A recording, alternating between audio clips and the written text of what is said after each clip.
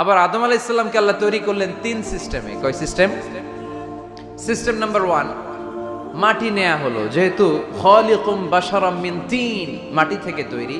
এই মাটিটাকে কোরআন বলেছে তিনুন লাজিব, এঁটেল মাটি। কি মাটি? এঁটেল মাটি দিয়ে মূর্তি টুর্তি সাইজ করা যায় না। এর উপরে আল্লাহ বৃষ্টি দিলেন 40 বছর, তারপরে এটা হয়ে গেল হামাইম মাসনুন, কাদামাটি। কি মাটি? কাদামাটি। এবার কাদামাটির উপর বৃষ্টি দিলেন 40 বছর, এরপরে এটা হয়ে গেল চমৎকার সুন্দর মাটি।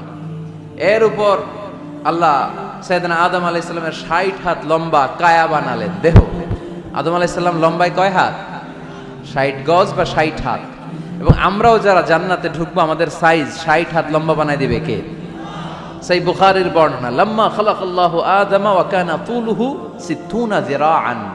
যখন আল্লাহ তাআলা আদম আলাইহিস সালামকে বানালেন 60 হাত লম্বা করে বানালেন।